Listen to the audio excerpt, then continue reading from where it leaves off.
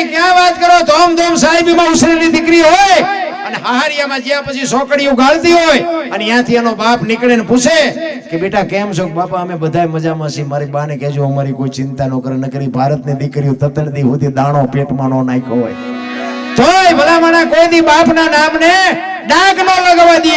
એનું નામ દીકરી. અરે વાદળ જ્યારે દુખના ચડી જાય, હાઉ નાય બાપુ ઉપાડો હોય, નણંદુ નાય ઉપાડા હોય, તેથી 5 લીટર કેરોસીન છાંટીને બાપુ જિંદગીને ખતમ કરી નાખે, પણ કોઈ દી એમ નો કે મારી હાઉ આમ કે મારી નણંદામાં ઈ દીકરી ભલા. અત્યારે તો અમુક પાણી લોટા આડું કે નળિયું નો રવાતું. નળિયું તમારા બાપુજી ચા ગોઠવા છે, રેવા દો ને નળિયા. અરે જેની ખુમારી હોય, જેની ખાનદાની હોય, જેના મા બાપે બાપુ પૂરા સંસ્કારનું સિંચન કર્યું હોય ને, એ 4 દિવાલ વચ્ચે 2 હાઉડા પાડી લે, પણ કોઈ દી કોઈને એમ નો કે મારી હાઉ આમ કે મારી નણંદ. અને સંતાન યા હારા થાય. ધરાવીને ધાન નો નીપજે, કોડવીને માડું નો હોય, જેળ જકરા. હું તો બેનું ને ખાસ કહું કે રામાયણ ને ગીતાના 5-5 પાના વાંચો. જો આપને ટેકા દેવા સંતાન નો થાય તો આપણે ભજન ગાવાનું બંધ કરી દઈએ. દીકરા હારા એમ નામ નો થાય. ભગવાન એકાદો હારો દે, હારો શું અહીંયા ગોદામ છે, હારો દઈ દે અહીંયાથી ગોતી. વહુ હારા ભેગા પાણી પૂરીઓ ખાતા હોય એટલે શું કરવું? શું દીકરાની વાત કરવી? શિવાજી રાણા પ્રતાપ અહીંયા થાય? વાણંદ ભાઈ વાળ કપા આવડા વાળ હોય, વાય ખીલકોડીના પૂંછડા જો આમથી આમ. અરે શું આમાં રાણા પ્રતાપની શિવાજીની વાતો કરી, સંસ્કૃતિ ખતમ કરી નાખી ભલામણ. એમાં આપણે તો હજી કઈ ખારું બાકી વધારે પડતા ભણ્યા છે ને, એ તો આમ હાલ્યા આવતો ખબર જ નથી પડતી. બેન આવે છે કે ભાઈ આવે છે, બધું હરખુટ લાગે છે. અરે દેહના પ્રદર્શન ન હોય મારા બાપ. એક પગની પાની. હું તો એમ કહું શક્તિનો અવતાર છો તમે. ધારો તો આજે બાળીને ભસ્મ કરી દો, એ તાકાત છે તમારામાં. જ્યાં ધર્મ ધ્રુજી ગયો, પુરુષ નથી પૂગી ગયો, ત્યાં દેશની આબરૂ બાપુ દીકરીઓ રાખી. તમે કહો તો હવાર સુધી દાખલા આપું તમને. જ્યાં પુરુષ થાકી ગયો, અહીંયા બાપુ દીકરીઓ. એક જ તમને દાખલો આપું. બિલખાના પાદરમાં સગાડસા વાણીઓ, અને અહીંયા સાધુ આવ્યો, હરિહર કરાયું, વાત લાંબી છે ટૂંકામાં કહું. દીકરો કપાયો અને પછી કે તમે વાંચ્યા થઈ ગયા, હવે મારે ખાવું નથી. થાળી ઠેબુ મારીને ઉભો થયો ને, તેથી સગાડસા ભાંગીને ભૂકો થઈ ગયા. ઘરે તારી ભલી થાય, દીકરો કપાયો ને હવે ખાય નહીં. તેથી એક વાણિયાની દીકરી બાપુ રણચંડી બની. તમે બેહી જાઓ, હવે બાવા હું સંભાળી લઈશ. તેથી દીકરીએ આબરૂ રાખી હતી. મારા બાપ ઈ કે ડેલી આડી કરીને કીધું બાપુ બેહી જાઓ, જેના વગર નથી જવાનું. ઈ કે પણ બેટા એક દીકરો તો કે ઈ કે તમારે બીજો દીકરો જોઈ છે ને બીજો હું જોઈ છે. અને હું તો એમ કહું છું કે આ રણસંડિયું ન બને ને એ ધ્યાન રાખીને હાસવીને રહેજો. ને રણસંડિયું ઈ બનશે ને ઈ એમ કહે છે તારા ઘરનું પાણી નથી ભરવું બાપુ, કટકા કરી નાખો તોય ન ભરે. એમાં તમારી મારી શક્તિ ટૂંકી પડે. કોઈને વ્યાયામ હોય તો હું એવું નથી કહેતો કોઈ ભડકા કરજો, કોઈ આજે હલે હાલવા દેજો, પણ કહેવાનો મારો મિનિંગ સાચવી લેજો. હું આજે જ મારા મિત્ર ને અહીંયા ગયો હતો, ઘરના હતા ને ચા પાણી બનાવ્યા મને પીતા મેં, પણ 2 દિના હેઠા ભેગા થયા. એ બૈરા ન હોય તારે બૈરાની ખબર પડે. બૈરા હોય ને વાળ્યો નથી, હંજવારી નથી કાઢીને વાસણ આમ કેમ પૂછ તો અત્યારે કરો ને, ભગવાને તમને હાથ નથી આપ્યા. એ તો બૈરા ન હોય તારે બૈરાનો હિસાબ થાય. ચંગાવતી કહે છે બેહી જાઓ બાપુ, જેમાં વગર જવાનું નથી. અને અખિલ બ્રહ્માંડનો માલિક બાપુ ધ્રુસવા માંડ્યો હોય રણચંડીનું રૂપ જોઈ. તેથી ચંગાવતી કહે છે બાપ જાણી તને કહું છું બાવા, મારા પેટ છે મહિના 5, આશરો સીતારામ નો આય કોઈ નો જાય. નિરાશ બેઠો થઈશ માં બાવા, હવે તને જમ્યા વિના નહીં દઉં જાવા. મારા પેટમાં 5 મહિનાનો ગર્ભ છે, ઈ ફાડી અને રાંધી તને ખવડાવું. તું હજી અમને કેવળ કે આમ કટાર કરીને અખિલ બ્રહ્માંડનો માલિક સોટી ગયો. બસ કર માં, બસ કર દેતી. દીકરી આગળ થઈ હતી. આ મુસુ વાળા વાહેરિયા હતા. એવા તો 500 દાખલા કયો તો 500 આપું. જલારામે બાપુ બૈરું આપ્યું. વીરબાઈ ને કીધું કે એક સાધુ તમારી માંગણી કરે છે. તેથી વીરબાઈએ કીધું કે મારા બાપાએ શું બાવાને આપવા આપ્યું છે, તો આવડો મોટો ઇતિહાસ નો હોત આપણી પાસે. તેથી વીરબાઈ એમ કે મારા બાપે તમને હાથ આપ્યો છે અને આ દેહનો ધણી તું છો, કટકા કરી નાખતો હોય ભલે, બાવાને દઈ દેતો હોય ભલે, વેકી નાખતો હોય ભલે. એને પતિ પત્ની કહેવાય. હરિશ્ચંદ્ર રાજા, અયોધ્યાનો સમ્રાટ, બાપુ કાશીની બજારમાં રીંગણા વેચાઈ બૈરું વેચી નાખ્યું. તમે વિચાર તો કરો, આપણે ક્યાં હજી બૈરા વેચવાનો વારો આવ્યો? તોય હરા રોવે છે. અરે મરો હું તો મને તો ક્યારેક ક્યારેક એમ થાય શું કેવું આમાં. વાહન મકાન રૂપિયા લોટા હવામાં ઉડે, બાપુ હિલોળા કરે એવું છે. આમાં જીવતા ન આવડે તો આટો થયો નથી. આપણા ગઢા ને આપણા બાપા થીગડા મારી મારીને મરી ગયા. ભલા મને હારું લુગડું નથી સીડ્યું. તેથી થીગડા ઉપર થીગડા ઠપકારતા હતા. અત્યારે ફાટલા પહેરવાનું ચાલુ થયું. બોલો ઓલા જીન્સ માં તમે જુઓ તો માથા વ્યા જાય એવડા એવડા ફાંકા હોય. આપણે એમ થાય કે આવા તો અમે પહેરતા હતા, અમને ખબર નહોતી કે આવો સમય આવશે ને કાશ્મીર રાખ્યા હોત તો અમે અત્યારે પહેરત તમારી યારે. પછી આપણે કઈક આ પેન્ટ કેટલા નું કે 5000 નું, એટલે ફાટલા છે ને 5000. એક આંગળી જાય ને એટલું ફાંકું હોય તો આપણી માં એમ કે લાય લાય બેટા 2 ટાંકા લઈ દો, આ દેહ નો દેખાવો જોઈએ. આ આપણી સંસ્કૃતિ હતી રામ. પણ હવે આ કોને કેવું, સમયની બલિહારી છે. ભજન છે ને ભજન બાપુ એમ સમજાય એવી વસ્તુ નથી.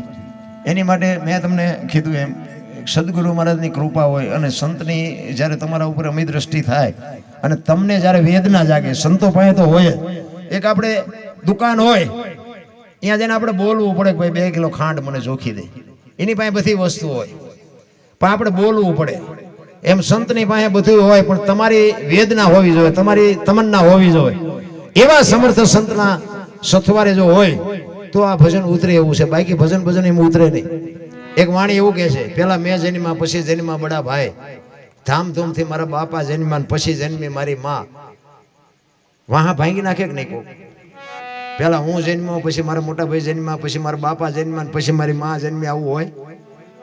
અમે કહે છે હોય. જો આના માટે સદગુરુ જો હોય, આ કોઈ નિયાળમાં નથી ભણાવતું.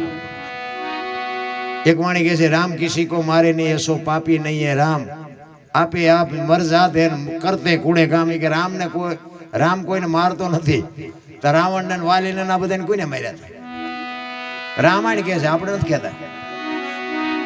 આ સમજવા માટે સદગુરુ જોવે. શું કામ? એક રામ દશરથ કા બેટા, એક રામ સબકા ઘટ में बैठा, एक राम सकल पदार्थ, एक राम सबसे न्यारा. દશરથ મહારાજે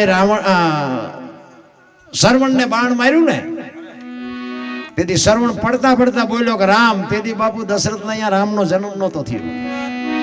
એ રામ ક્યાં છે? પ્રહલાદ જેથી આ દુનિયામાં આવ્યો, હરણાકશ. વિચાર કરજો શ્રીબાઈ, ભક્તિ દિલાવર દેશની લાયા શ્રીબાઈ કુંભાર, પ્રહલાદ જેને પ્રગટ કરે ને જપે આખો સંસાર. ઈ ગુરુ શિષ્યની પરંપરા અહીંયાથી શરૂ થઈ. પ્રહલાદ તો બાપુ રાક્ષસ નો દીકરો હતો. રાક્ષસ નો થાય? રાક્ષસ ના તો રાક્ષસ થવા દો ને, ભગત કેવી રીતે થાય? પણ આ શ્રીબાઈ નિભાડામાં બચડા આવી ગયેલા, નિભાડો વળગાવી નાખ્યો ને ભજન કરતા હતા. અને આ પેરીએ હતા પ્રહલાદજી. અને કીધું તમે શું રામ રામ કરો છો?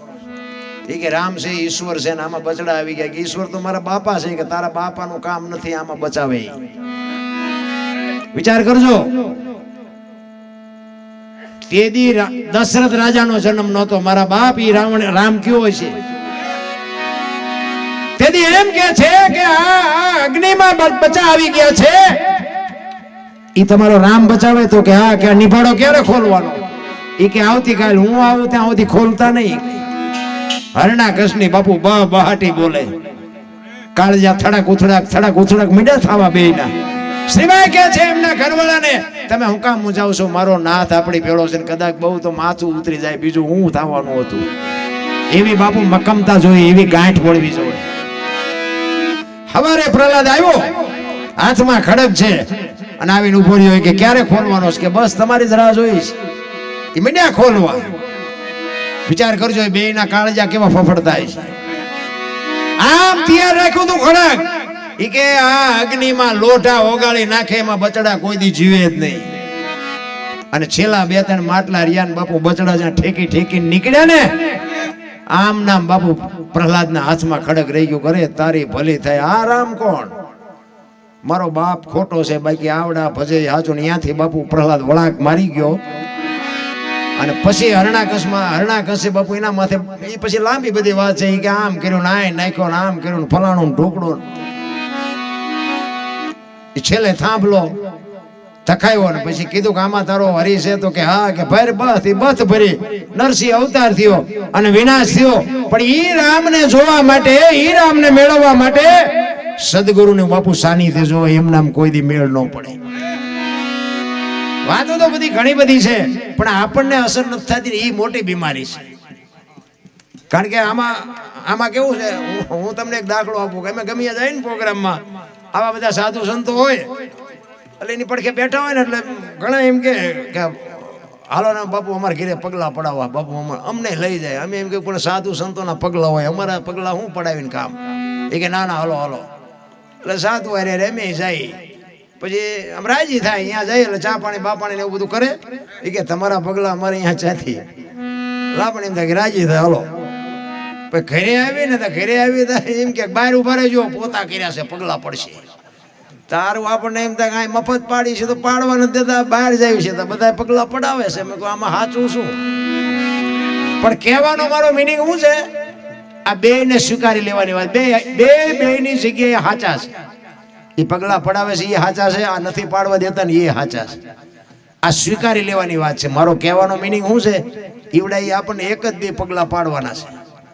અહીંયા રોજ પડ્યા રહેવી કોઈ ન કે રોજ પગલા પડાવવા હોય, અને આવડા રોજ રોટલા કરી દેશે, એટલે બે સ્વીકારી લેવાય એમ. આ તો એક દાખલો છે મારો કહેવાનો. પણ મારો કહેવાનો મિનિંગ શું છે કે બે દીકરા હોય, ત્રણ દીકરા હોય, બે કમાતા હોય ને એકાદો ઉડાડતો હોય ને, એને નિભાવી લેવાય. એ ઉડાડવા જ આવ્યો હોય, એ ઉડાડે, એ કમાવા નથી આવ્યો. પછી એમાં એને મૂકવા જાય ન જવાય, એ હાજવી જ લેવાનો હોય. કહેવાનો મારો મિનિંગ જે છે ને બાપુ, જે ઈશ્વરની ગતિ છે ને જે બાપુ એકતા છે ને એની જ મજા. હું તો મારી તો એક જ ભલામણ, આ તો બધો ઘરનો ડાયરો બધા મને 50 વખત સાંભળ્યો છે, પણ મારી ભલામણ હું તો દુનિયાના છેડે જાઉં તો એક જ વાત કરું કે ભાઈ મા બાપની સેવા કરો, વ્યસનથી થોડાક આઘાર્યો, અને કુટુંબ પરિવારમાં એકતા રાખો. બસ આના સિવાય બીજું કાંઈ કરવું નહીં પડે, તમારે ઓટોમેટિક ગાડું હાલશે. કુટુંબ પરિવારની એકતા જોવે ખાસ. પછી બાપુ બીજા માખણીયા મજા કરી જાય એટલું સમજી લેવાનું. એ કાળમીન પાણો હોય ને એને તમે હથોડીને શેણી લઈને તોડો ને તો ન તૂટે. બહુ મહેનત કરીને તોડો ને પછી એમાં માટી ભરાય, અને માટી ભરાય ને પછી એમાં લાપડું ઉગે. સમજી લેજો, કાળમીન પાણા શીણીને હથોડા ન હારે, ઈ બાપુ લાપડું બાપુ બે ભાગ કરી નાખે. એમાં કુટુંબમાં જેથી તિરાડ પડે ને તેથી લાપડા મજા કરશે એટલું સમજી લેજો. સુખ દુઃખ છે ને એ દુનિયાના ઈશ્વરના હાથની વાત છે. મને તેમ થાય દુઃખ અત્યારે કોઈ છે જ નહીં.